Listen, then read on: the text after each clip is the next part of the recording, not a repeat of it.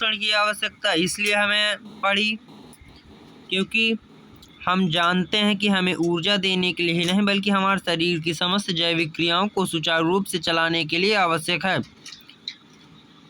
हमारी शरीर की वृद्धि के लिए भी भोजन आवश्यक है क्योंकि भोजन में वे समस्त पदार्थ पाए जाते हैं जो हमारे शरीर की आवश्यकताओं की पूर्ति के लिए आवश्यक होते हैं। संतुलित भोजन शरीर की प्रतिरोधक क्षमता को बढ़ाता है।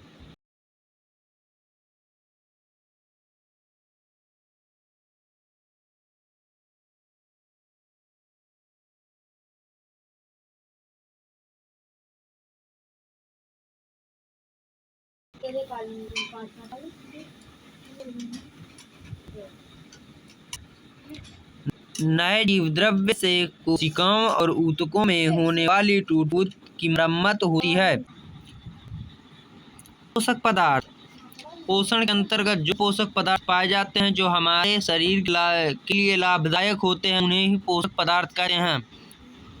आम जीवन में हम जब भोजन करते हैं तब तरह तरह की दालें, तरह तरह की सब्जियां या कई प्रकार के अनाजों की रोटियां भी खाते हैं, जैसे मक्के की आटे की रोटी हो गई, बाजरे के आटे की रोटी हो गई और गेहूं के आटे की रोटी तो सब कोई खाता ही है। चावल की आटे की रोटी हो गई, बेसन की भी रोटी बनती हैं, वैसे आप लोग न जानते होंगे। यही सब कई प्रकार के पोषक तो जो होते हैं वही हमारे शरीर के लिए आवश्यक होते हैं।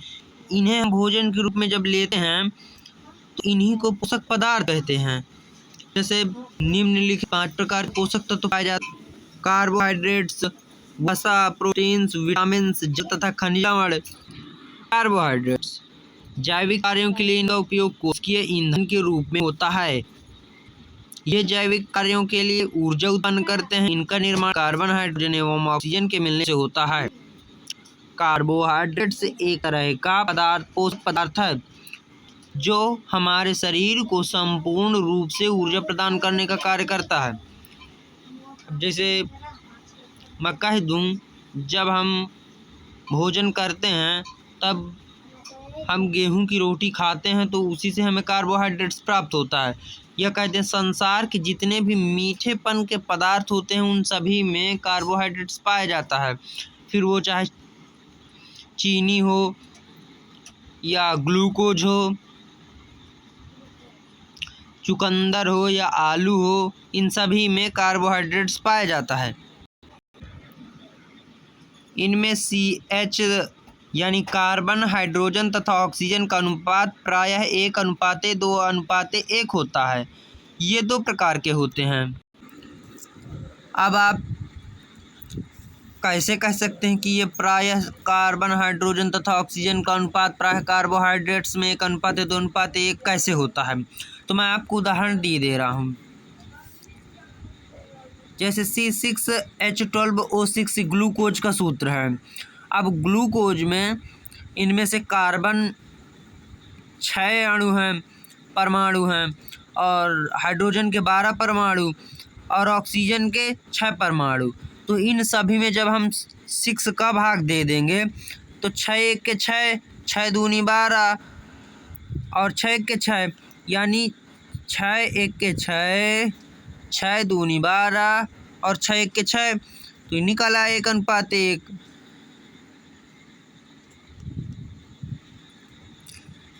इसी तरह में ये C12H24O12 है, ये चीनी का सूत्र है। चीनी के सूत्र में जब हम 12 का भाग देंगे तो 12 के 12, 12 दूना 24, 12 1 के 12, 1:1:2:1 का अनुपात निकल आया। सरल कार्बोहाइड्रेट्स। जी हाँ, मैं आपको बताना चाहूँगा कि कार्बोहाइड्रेट्स 2 प्रकार के होते हैं, विस्तार से बताऊँगा।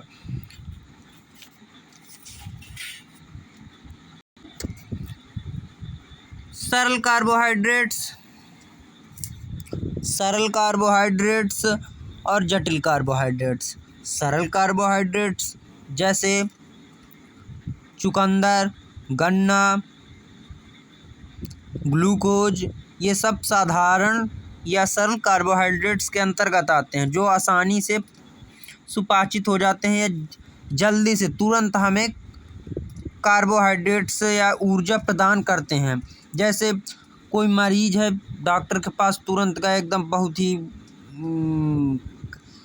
कमज़ोर टाइप, तो डॉक्टर उसे तुरंत ग्लूकोज की बॉटल क्यों चढ़ाता है? ताकि उसे तुरंत ग्लूकोज प्राप्त हो सके। जैसे ग्लूकोज, फ्रक्टोज तथा लैक्टोज आदि सरल रूप में कहे तो ये गन्ना, चुकंदर, खजूर इत्यादि चीज़ों में पाए जाते हैं। अब मैं आपको जटिल कार्बोहाइड्रेट्स के बारे में बता दूं।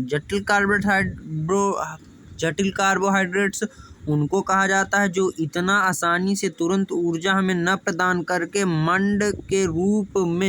मंड जैसे खाद्य पदार्थों के रूप में संचित हो जाते हैं,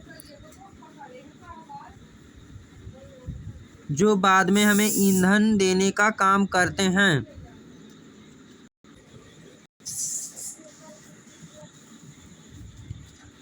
जटिल कार्बोहाइड्रेट्स के उदाहरण के रूप में मंड प्रमुख खाद्य पदार्थ है, जो आलू, चावल, अरबी, मक्का तथा साबूदाना, सब्जियों में प्रमुख है आलू, इन सभी में पाया जाता है। कार्बोहाइड्रेट्स के कार्य। कार्बोहाइड्रेट्स आप जरा सोचिए कौन कौन से कार्य कर सकता है। मैं आपको बता दूं, जैसे कार्बोहाइड्रेट से एक तरह से मुख्य कार्य क्या करता है? ऊर्जा देने का कार्य करता है। अब सोचिए ऊर्जा हमें किन किन रूपों में काम आती है, तो आप सोच सकते हैं यह ऊर्जा का स्रोत है। ये जीवों को ऊर्जा प्रदान करते हैं। श्वसन में ग्लूकोज के विखंडन से ऊर्जा मुक्त होती है। ये मंड के रूप में पौधों तथा ग्लाइकोजन के रूप में जंतुओं में संचित होते हैं। जी हाँ दोस्तों, ये वाला जो टॉपिक है इसे ज़रूर याद कर लीजिएगा। तीसरा पॉइंट, ये मंड के रूप में पौधों में पाया जाता है तथा ग्लाइकोजन के रूप में जंतुओं में है संचित ईंधन का संग्रह करता है। ये वसा में परिवर्तित होकर संचित ईंधन का भी कार्य करता है।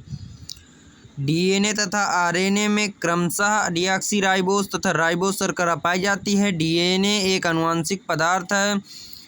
आरएनए प्रोटीन निर्माण में कार्य करता है। स्तन ग्रंथियों में ग्लूकोज तथा गलेक्टोज शर्कराएं बनाते हैं। आज का टॉपिक यहीं पास ख़त्म करते हैं। यदि आपको वीडियो पसंद आई हो तो लाइक एंड शेयर, सब्सक्राइब जरूर करें। हमें आपके सपोर्ट की बहुत आवश्यकता है।